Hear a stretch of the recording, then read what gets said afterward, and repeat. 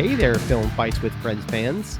Welcome to another episode of Film Fights with Friends. I am your host, Paul Varacchi. And I'm Stephen Koepfer, and this is a special episode, Paul. This is not in our regular lineup. It is not. We are giving you a bonus. Yeah. And have you ever seen a time loop movie? A time loop movie. Yeah. You mean the one that we're going to talk about today? Kill Me Again with Tate Jardine? Wait, no, not Tate Jardine. Keith Jardine. Fuck this shit. Hey there, Film Fights with Friends fans. Welcome to another episode of Film Fights with Friends. I am Paul Varacchi. And I'm Stephen Koepfer for this special bonus episode about the movie Kill Me Again. That's right. We are going to be interviewing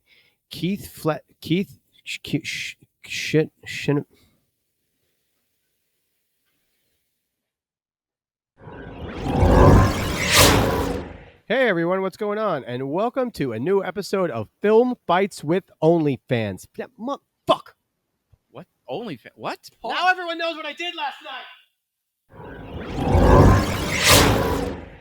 Hey there, Film Fights with Friends fans, and welcome to another episode of Film Fights with Friends.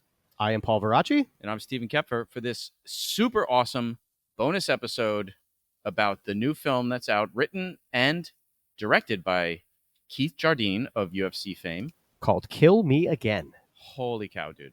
I was blown away. Yeah. I was not expecting to truly enjoy this movie so well. And a time loop movie. Yeah, totally. A time loop movie. And they did it in a way, they did it in a new way. Mm-hmm. It's hard to do these time loop type films without coming across trope and boring. Mm-hmm. Or like watching it and feeling like I've seen this before. I will say, if you want to compare two movies of one that was meh and one that was done very well, which is the one that we're talking about, go watch Looper and then watch this. Yo, dude, Kill Me Again, so good. Mm-hmm. You guys, you need to go rent this movie. It just dropped. Yep, it's so good. It's on every major streaming everywhere. platform: Amazon, Apple, YouTube, Google Play. It's everywhere. And so we're lucky enough to have Keith Jardine on with us today, and Tate Fletcher.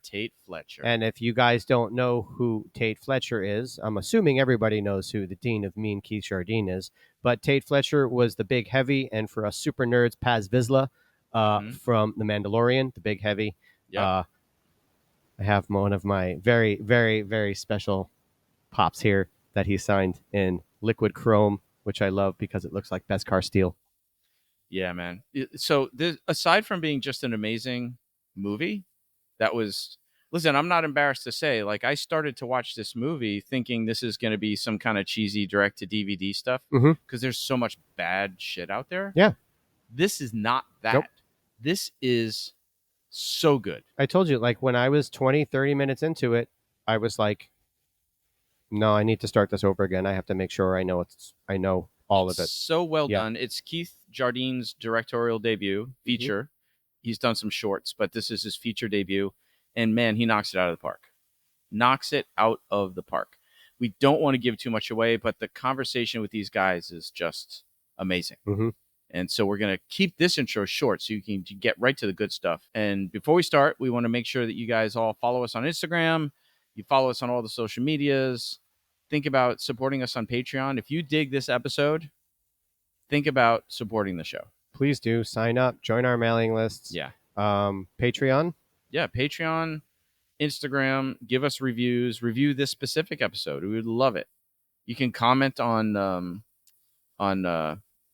what's the where the heck do we whatever YouTube. You can comment on YouTube. We'll engage with you. And also, Spotify, guys, that's what I was thinking of. If you watch Kill Me Again, please don't forget, jump on Rotten Tomatoes, give a review. Yeah.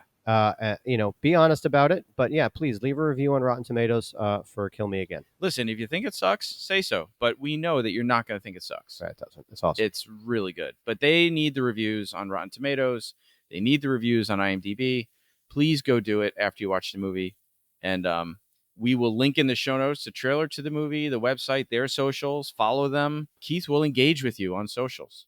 They will engage with you on the Instagram. So definitely go check it out. enjoy this very special bonus episode of Film Fights with Friends. Kill Me Again with Keith Jardine and Tate Fletcher. Here we go. Guys, we are so excited to have you on Film Fights with Friends, man. Thank you for making the time to come on the show. Thanks for having me, guys.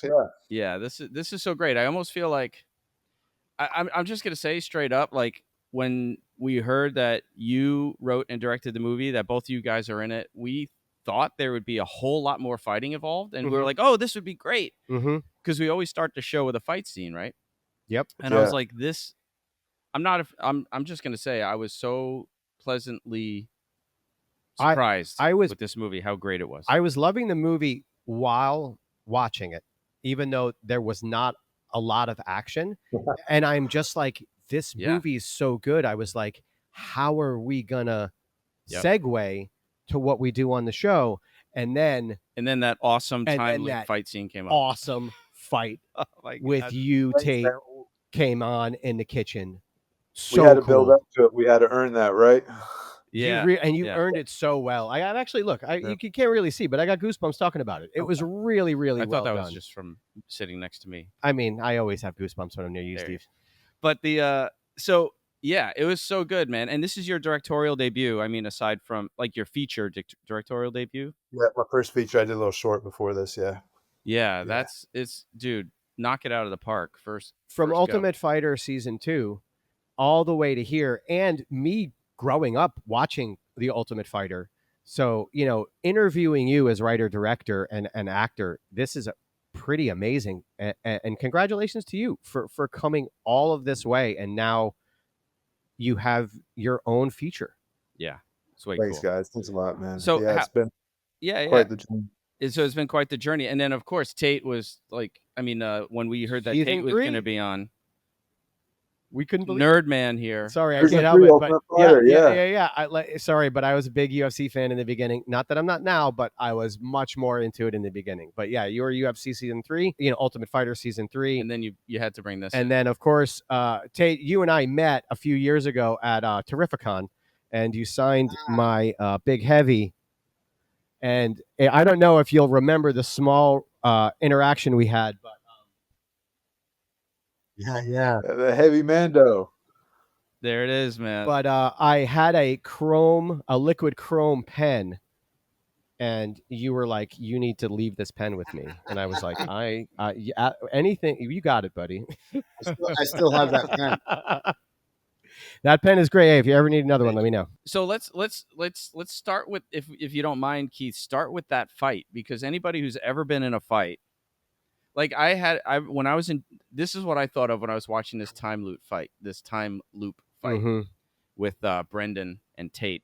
Like, I had a friend, Eddie Dalton. If you hear this, Eddie, I'm talking about you, man. We had a fight every year of junior high school, all 3 years, and he kicked my ass for the first two.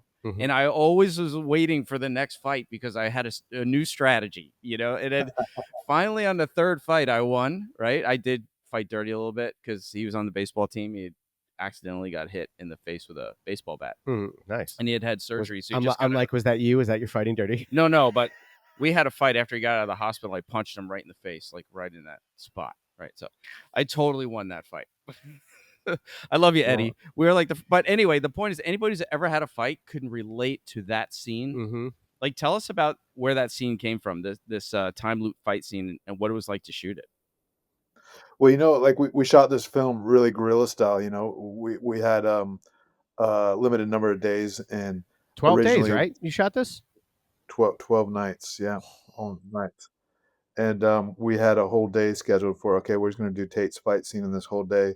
And Tate, I think that got condensed down to half a day, right? Yeah, we're pushing the end of the day every day. And so Keith was instrumental. We were just making stuff up, man. Like, we were just like, what can we do that's cool? And all that. Even the dialogue, to make it work, to make the vision work, to Brandon's dialogue, we're having him ad-lib some stuff. And like, I'm writing stuff down for he's sitting in his booth, he's saying this stuff, I'm writing stuff down, and he's using some of it, and he's ad-libbing, he's making up other stuff, and it's so fucking funny, man. What's also awesome is the small little reactions that everyone else around him has to being like, what?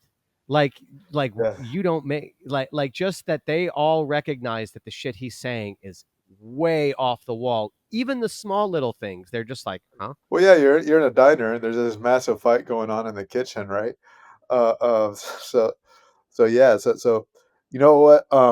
One thing I was smart enough to do in this movie, though, like all of my action is, I've done stunts and a million fights and all that too, but I heavily leaned on Heath Hensley, our stunt coordinator, second unit director, and, and and heavily leaned on him to put things together and to make things, to come up with interesting ways we can kill people and all that, and he was Yeah. critical through all that. I mean, as we're all fight guys and stunt guys, I was actually laughing because the whole every scene before he went back in, I'm like, this is how I remember choreo. Yeah, exactly. That's funny. That's funny. Yeah. A lot of it is like, Yeah. Anyway, so back to the come up. It's kind of like Tate's kind of like, and look at Tate, like he's like uh um our guy he's having his new challenge. This guy that he hasn't been able to kill this whole time, and like he's like the big boss. It's like a video game. Got to get the big boss at the end to pass the stage of the video game. Mm-hmm. So that's kind of what led us to that, and That yeah. actually makes me. You just totally brought me back to the first time I think I ever remember seeing you was Gamer. You were one of the prisoners in Gamer, right? Yeah. That and I think from then on, I was always excited when I saw you on screen. That was my first part, and when the screenplay was first written, when we were raising money, we're doing the script. It was just like epic fight scene with Tate, and that's all it was. That's it. What were you going to say, Tate? It looked like you were going to say something about. Well, there's so much that comes up for me. Everybody's like, "Oh, what's the favorite thing you've ever done?" And it's like, what's the favorite part of a movie? It's like this whole thing, like thinking that fight scene, and like when we had time, when Keith's shooting outside with Brendan, and then we have time, and it's like there's a part where I'm smothering his face with a mop. There's me running him down the countertop, and it's David Pinter, who was our stunt double for Brendan. And we're just filling gaps of like, what can we get that's a kill right now? And I love the video game aspect of when Brendan goes back, and it brought me back to like Nintendo days of fighting Mike Tyson or something like that. And what's the X, Y, X, A, start button, go. Right. And it became, I thought he was just so crafty in that. It was beautifully done. It's like trying to memorize the Mortal Kombat fatalities piece by piece. Yep. A lot of those little things I couldn't even see because I'm shooting outside. I'm shooting the heavy scenes outside, and it's just like we had a checklist for Heath and all of my stuff and all of him stuff, and like it was overwhelming. Like there's no way you're gonna get to the end of this checklist, but here it is. Go for it, and that's what it was like. Was Heath who was directing? Because you were by the way, your scenes, Keith, the silent scenes. Oh. I mean, sometimes that's harder. That's harder than actually dialogue, right? But so good. Your part at the table was just Thanks. But what was also I was like, wait, is he enjoying this one? So wait, is he doing it right at this time? Is he mad this time? Is he doing it wrong? Like, no, dude, what did he convey when totally he twists his nose over to the left? Like, and then that's it.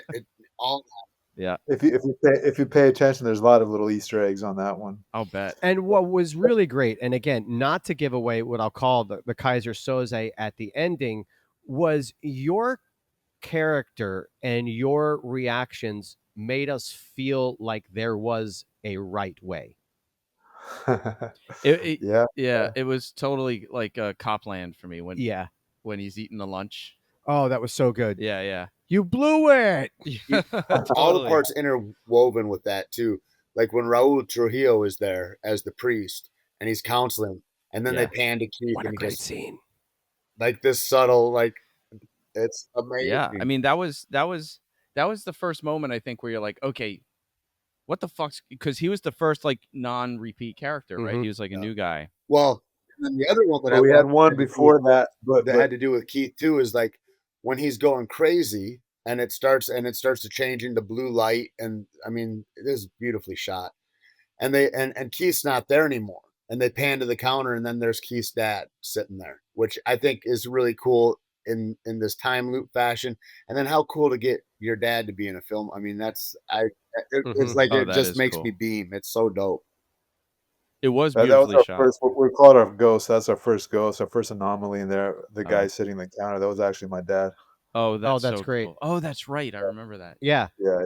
You know what I also am intrigues me is just the chef character. First of all, I was a chef for 20 years before I got into martial arts and everything else. So, but your character is super intriguing, and I can't wonder what is your background in that, because of the way you just stoically kick the shit out of him over and over again. And it just seems that you're just like, this is Tuesday at work for me. Like he was an actual fry chef. There is a background to that character that I am very God interested damn, there's in. background to that character for sure. Maybe that's a whole nother comic book. And that's funny. We got people approach us, and too that fight scene is so iconic, and we're actually considering it. That someone approached us to make a comic book out of just that. Mm-hmm. Mm. Yeah, Yep. and the fry cook is so fascinating, interesting. Clearly, he's got some sort of training, some sort of background, and Well, it's yeah. I alluded mean, to in you the got movie the that Eastern European accent. Do you know how many know, it's booths like- there are at Comic-Con with people that have their own comic off of a character off Oh, of yeah. this is it's the con is full of Yep. it. It's yeah, Wow, yeah. absolutely go for it. What? Tate knows about that. I don't know about that. I mean, it's I mean, to see the art, that's the best thing about Comic Cons is the artists that are there. I mean, my Mhm. mind is blown all the time. You know, I mean, the way that character comes up really is coaching, is Keith. You know, there's a lot of great parts of this film, but the writing of this film, I'm just blown away all the time by it. You know, even just the little parts about how nonplussed he is about he's seeing the gun. Oh, you got a gun, and yeah, it's really great, man. What a privilege to do.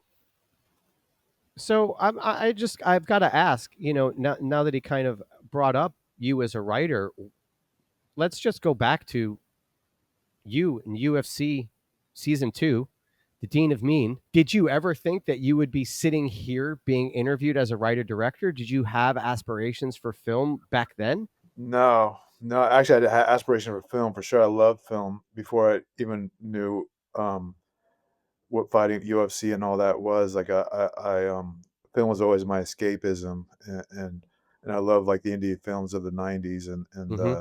the action films of the '80s. Like I grew up on that, and so that was always I always wanted to be an actor. I had no idea what that meant, and honestly, I'm no Brad Pitt, so like how's that gonna work? And then so fighting led to that, which was the biggest gift really fighting gave me is a few days after I fought Chuck Liddell, I ran into the writer directors of the Crank franchise at a small town in New Mexico, and they asked me to come be in their movie and read for a part, and that's Gamer that you were talking about Mhm. earlier. And the coolest part about that, I don't know if the coolest part for me, this guy that was integral in helping Keith and I really in our onset into film, this guy named Darren Prescott, and Oh, Darren. Darren. Darren's Darren, awesome. Darren Please. was Yeah. running Gamer, and then Oh also yeah. Mm-hmm. Darren and his wife and Sean Graham, a bunch of people showed up to our LA premiere. And it's just like, I mean, what a full circle Oh, privilege that's cool. to live in this space right now. It's really something. Yeah. And you guys pretty much came up in the together almost. You know, obviously you were both UFC Ultimate Fighter, you know, season Alum. 2, season Alum. 3 alum. Yeah. But your film, you kind of came up in that New Mexico film, you know, like Film community. Jesus Christ, you guys were in a lot of shit together for a long time. Yeah, not just in Mexico, man. We're in Hawaii, we're in New York together, we're all over the world together. It just kind of worked out that way by chance. Was it random when you guys first met on set that you were actually going to be working together? No. Well, yeah, yeah. Yeah, we trained together in fighting. Right. That wasn't random. But yeah, like I don't know, what was our first show? Like how was that? Tay? I don't even know what that was. It's such a weird mean, overlap of our lives and our interests. It's just Yeah. as a community, It's like you a know. long But time it ago, even- we always even- knew that we'd be maybe in business together or something. I don't know. There's like all these ideas that Mhm. we would have that were similar, and then you know, life knocks you this way and that way, and we just kept. Sure. Well, and one of the first things that we did maybe was we started doing nutrition workshops, and we did a couple of talks like that at gyms and stuff, because we started looking at like, what the system pushes on people and what actual nourishment is, and that became part of the conversation. And then we started a coffee company together. But before that, Keith's in Breaking Bad, I don't know, season 3 or something like that. And And you and were I in was in Breaking Bad, of Bad at the course. end, but I don't know what the very first show was we worked on together. But some of the stretches we had was like Jurassic World, and then we were on I can tell you what it was. I just remembered it. It's probably Transcendence Transcendence. Yep. because of Darren Prescott. Yeah. Yeah, Johnny Depp 'Cause film when you about go Kurt through the Swile and uploading your consciousness into computers that was really poorly done by Wally Pfister. Because when you go through the credit list of this movie, it seems like, I mean, you can correct me if I'm wrong, but it feels like everybody's from that region, and you're all like, you got it. It almost seems like you just got a bunch of your friends You want to together, hear how like a amazing little that is? higher end version Like of Keith already had a bunch of greats. I mean, he's a great writer, and that's just been what's been becoming. And I don't know how many iterations of the script was, but there's like 6 weeks, and there was all these strikes that were happening at that time. And Yeah. so Keith is like, how can I fit something that is a high concept, one location deal that we can do with these crews that are loose and available right now? And it was a lot of just goodwill that had come about over the years, and people came about like, yeah, man, let's do this together. It's a real New Mexico 505 homegrown type of adventure. When you see, a trailer, a trailer for this kind of movie, you kind of go into it expecting a certain level, right, of where it's going to go. And I'll go back to like Well, when as a viewer, where do you see that when you saw the trailer? well, here's what I'm going to say is like, like Hear No Evil back in the day when it came out with Kane was produced by like WWE, and you're like, what am I going to go see? And it was a great horror movie. And when I went in and I started watching it, I'm 2 minutes in and I'm like, wait a second, this is this is this isn't bullshit. Lighting, everything right from the opening scene to the acting was, I need to watch this movie. This isn't like something that I want to miss. So, and for I'll just add, and this is meant as a compliment. So, but originally when we were asked, oh, watch this movie, and I was like, oh, this is going to be like some direct to DVD level like schlocky thing. You don't know what to expect. It was so fucking great. I couldn't believe it to the point of where 30 minutes in, I rewound it to the beginning to make sure I understood everything that was going on, because I was like, whoa, this is like, seriously. I don't want to miss a beat. I had watched the first half of it, and then I had to come here to teach a class. And I was legit going to call one of the coaches like, yo, can you like cover for me? I did not want to leave. Like, I did not want to leave. And I was like chomping at the bit to go home. And at the end of the movie, I threw my hands in the air and I couldn't wait to do this interview because I had questions. It's one of the things that we're trained in. There's such bad ideas for film that are out there that you can turn on anything and you can go ahead and look at it 25 minutes in and be like, I know where this is going.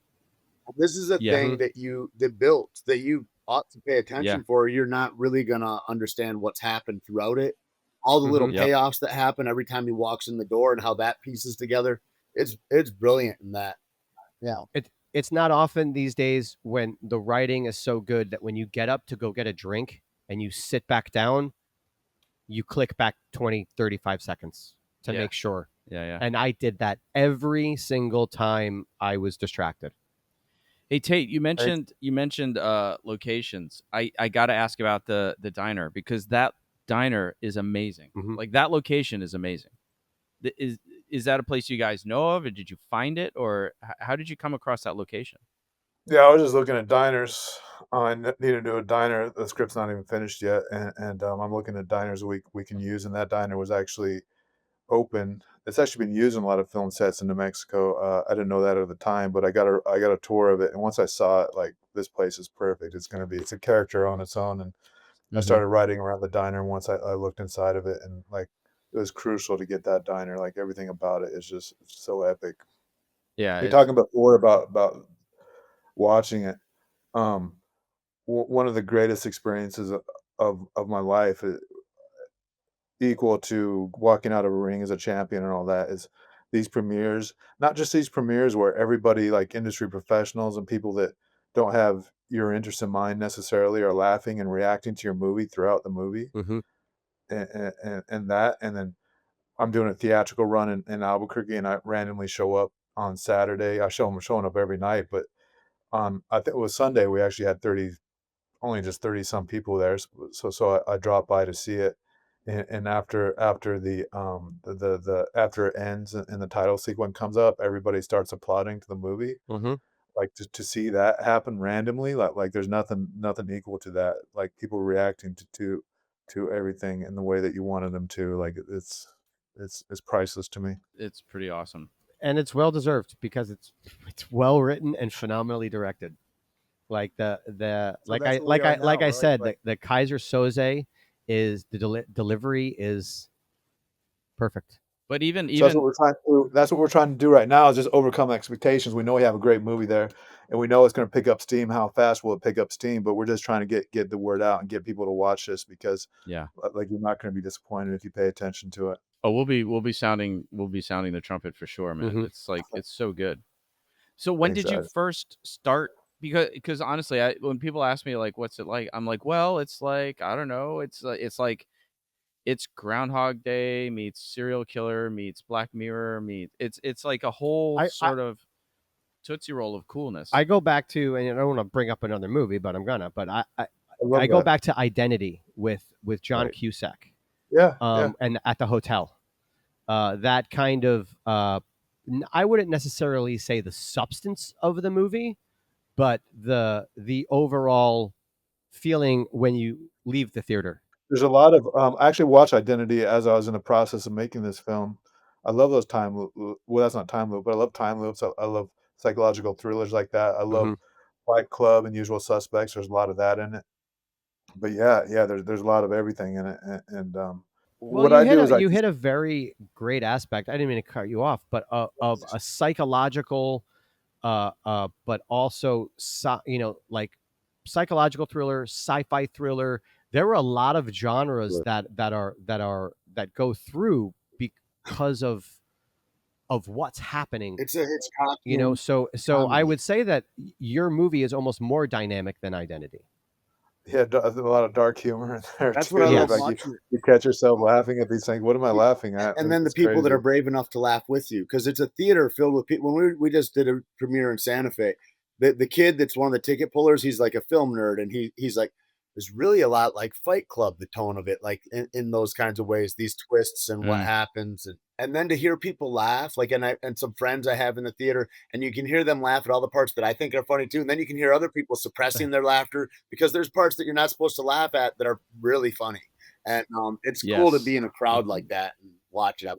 As I was watching the movie, there's a point of where halfway through it you're kind of waiting for something, and then I'm like, oh wait, this is about the fucking killer. Yeah. There is there isn't gonna be your stereotypical hero walk through the door. So there I was kind of halfway through the movie, I was even more into it because then I realized that I've actually been watching who the movie is about the Yeah. whole time. But there's this weird feeling that, and then you're like, holy shit, this is about the point of view of the serial killer. Well, and it leads you're watching it and you believe, at least I was like, he's trying to solve some problem that's going to get him out of this situation, right?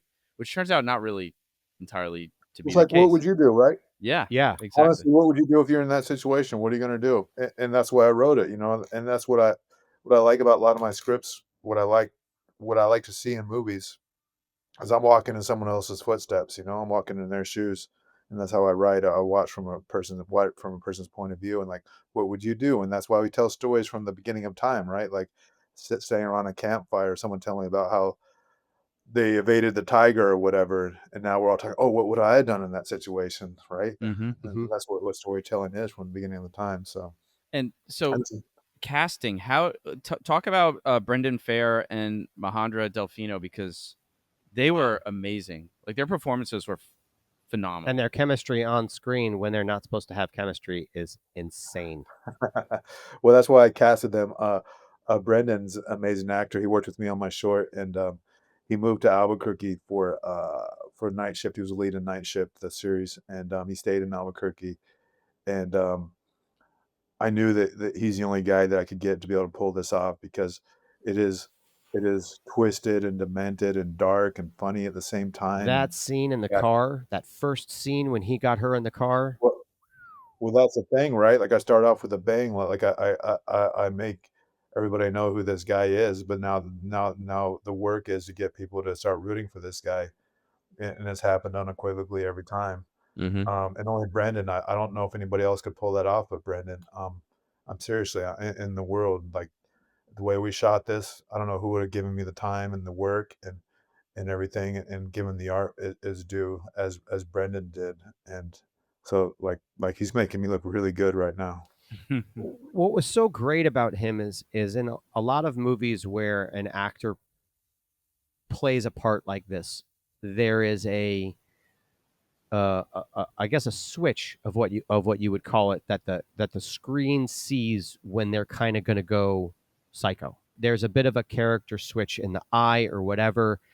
The greatest thing that I loved about that is just he didn't have that. He was just that's just who he was. There was never really moments of levity, except for, and I'm not even going to give it up, he was never sympathetic. There was never anything in him. There The was thing with that is he doesn't know. If you think about psychotic people, serial killers, and all that, we're all the lead of our own movies. He doesn't know he's a bad guy. Mhm. Like, he thinks everything he's doing is just. All serial killers are that way. and Mhm. I get that was Way. yes, exactly. There wasn't a moment of where he turned into a bad guy in Yeah. like, and to where in movies I think they have the actor do that so the audience is with them. I like that there wasn't that about him.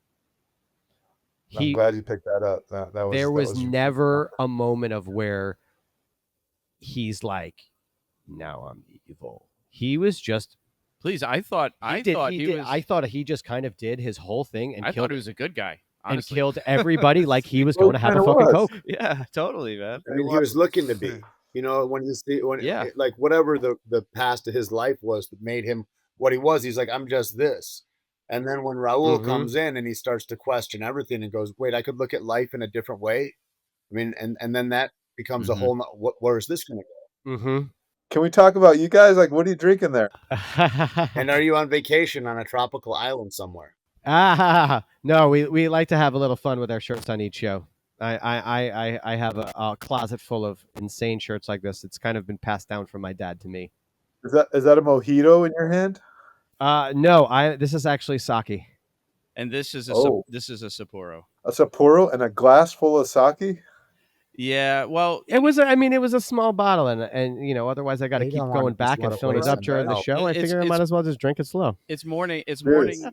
It's morning here, but it's not by you. So, and somebody's gonna be watching this on a Right. Friday night at some point. So you guys are stuntmen. Yes, sir. We are. Yeah, yeah. Awesome. Can we? I'd love to ask you questions. Like who have you guys worked with? Like, coordinators. Like, I mean, I met Darren Prescott working on Wick 2, and Mhm. and I worked on Wick 2 and Wick 3. And Oh, then, good. And We were on Wick 1. yep. And See, stunt, like a little bit between me and Tate. We do 90% acting right now, but stunt saved both of our lives. You know, because me and Tate trying to be actors.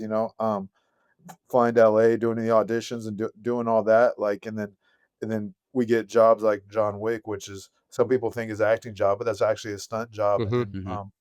Transcendence and things like that really carried us and bridged us into what we are right now. So yeah, we have so much respect for the stunt community. The Darren Prescotts, the Dash Knots Dash that's Knots, yeah, really, the whole really family, yeah. brought us into their family. JJ, Jeff, Chad, all those guys. JJ's a hero of mine. I think he's one of the best stunt guys in the business. Yeah. Yeah. So we've been really fortunate with the stunt community, and Yeah. So you guys, Well, like you guys, we martial arts and fighting kind of opened the door for us that way. You know, Steve was basically, my second coach. I've known Steve for almost 20 years now. Who are your coaches? and Where do you guys train? So this is my gym right here. I've had this gym for since 2003. And my coach's name is Alexander Barkov, a Russian guy. So I've gone back and forth to Russia a bunch. And what kind of gym is it? It's a sambo and judo and grappling oriented gym. Yeah, we're right here by Times Square in New York City. In fact, I saw Michelle Watterson was over here they were doing the fights in Times Square the other night. Yep. I was like, oh, you should have just told me you were going to be in town, because we just had Michelle on the show recently. Yeah, I saw that. She's wonderful, isn't she? She's wonderful great in the movie too. Oh man, yeah, you did the Hollywood neck break on her. Yeah, that was a joke. That was such a joke because I had to get that in there. I think it's the Liam Neeson. Yeah. Anyways, I watched that. I go, oh, we're gonna do this. Yeah. And then Brendan's going, what's the right way to do this? It don't matter. It don't matter, right? What the hell are you doing? What'd you do that? Why are you? It's Hollywood, man. Yeah, right or wrong, it's Hollywood. It wouldn't work anyway. I mean, I remember in Wick, I was at rehearsals, and there's the scene where Keanu's on the bottom, and he's doing he switches from an armbar triangle. He switches armbar to armbar on the other side. He said triangle. And he shoots the guy like this, like from the bottom. Yeah, right? With the lock of the triangle behind his head. That's one of my favorite ones. They were the only guys, the 8711 guys, to do the. They're the first guys, and I think the only guys to do it well, to make real fighting, real MMA type fighting, which is real fighting. Well, they called Steve to come in, and that's how he got in the business. Chad basically reached out to Steve, and they had him go in and do an entire demonstration in front of everybody before Wick won. They wanted all the Sambo stuff. They knew way back that Wick was going to be a Sambo. Like his nickname is Sambo Steve, and that's why Chad. He's being fucking modest. No, whatever. But back Legend. to my story. Keanu's like, this would never work. I would blow my own foot off. And JJ Perry's like, dude, it's a movie. How great is JJ Perry? I love JJ Perry. I give him so much credit for really opening some doors for me in this business, for sure. He's done it for everybody.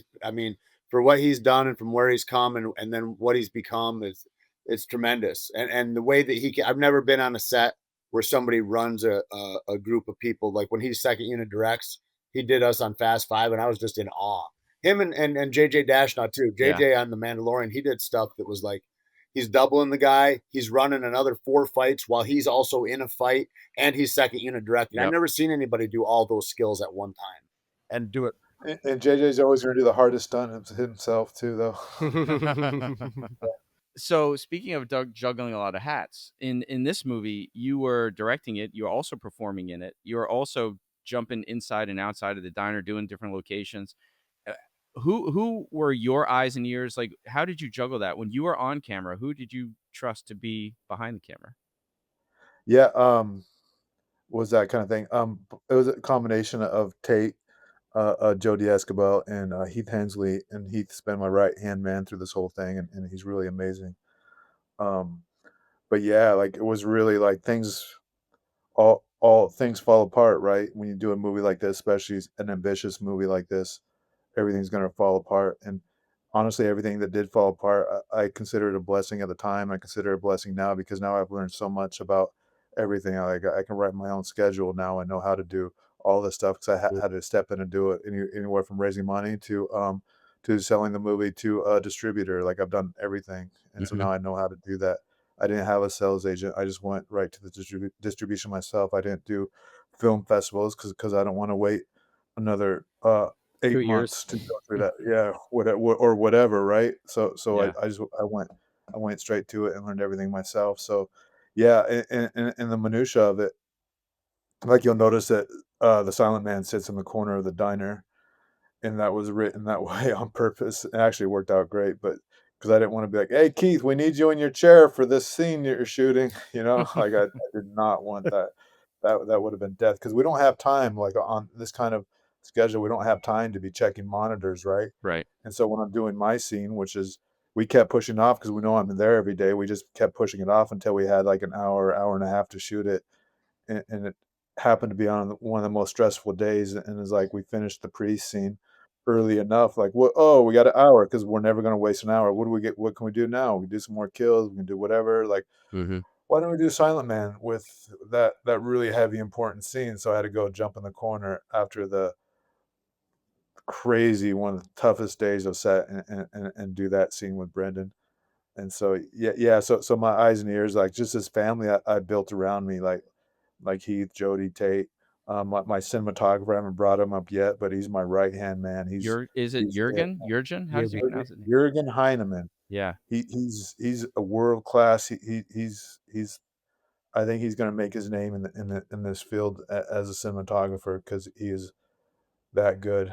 I mean, the way it was shot, I'm sure it looks way higher budget than it actually was. It looks very high budget. Yeah. And that's the first thing anybody sees that watches the trailer or watches whatever. And when I'm working with distribution and everything, the first thing everybody says is it because it's so important that it looks good. If it doesn't look good, it doesn't, like, you're not going to believe it.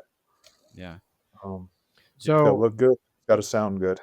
So But then the acting has to be good, and then the story has to be good. But it all starts with. Yeah. So what's next? I mean, in my opinion, you crushed this. Where are you after this? What? Yeah, I've got that's not great. I've got a lot of things in the pipelines. I did this so I can get my other things made with me as a director. I had people interested and studios interested in other scripts, but clearly it wasn't going to be. They're not going to risk me directing it because I didn't have a background. So that's why during the strike I squeezed this one in so I can. Hey, this is what I can do, and now I can do my own scripts. I'm pushing 2 right now heavily. One with me as the lead and one with me as just the director. Mm-hmm. Well, Kill Me Again is an amazing calling card for you, dude. And so everybody listening, it's available now on Amazon Prime, Apple, Fandango, YouTube, all major streaming services, basically everywhere. Go out and rent it, man. It's wherever you rent, man. And I hope people, like, I love people reaching out to me on the Instagrams and tell me what they think, man, because, like, again, like, you build this thing, you spent years, and really the culmination of many years. Like, you wouldn't even believe it, to make this one thing happen. And the point is to share it with audiences, like, it's out there. Like, I'm here on a shoot in Morocco right now. I'm here through September, and it's killing me that I'm not in theaters. I know it's in a few theaters still right now, and I'm not there watching it with audience. It's killing me that I can't do that. So I'll bet. But it's your baby. And it's please your baby. You want to don't take care forget of it. to leave us feedback on Rotten Tomatoes if you're listening. It's vital. I never knew how important. I read every one of those. It's such a hoot. Yeah, I go there every day and I read new ones. I even like the bad ones. Yeah. And actually, if there's only one bad one, but I actually enjoyed that one too. Well, the only bad one is one that's not written, right? It's kind of fucked up, but the algorithms like the bad stuff, and it's weird that way. There's nothing worse than someone reading a bad review and then watching the movie and then being like, "That guy's a fucking idiot." Right. Well, it doesn't matter because the movie's awesome. You're not going to get any bad ones, not from us anyway. And so please, everybody, review it everywhere. IMDb, review it. Rotten Tomatoes, review it. Go see the movie. Kill Me Again. Kill Me Again. Thanks so much, guys. Thank you so much, YouTube, for making the time. We appreciate it. Thanks, guys. Film Fights with Friends is produced by Stephen Koepfer, Paul Varacchi, Press Record Studios, and Breakfall Studios. This episode was engineered by Matthew Kaplowitz. This show is powered by our supporters at Patreon and is a registered trademark of Film Fights with Friends, LLC. Original theme by Ahrue Luster.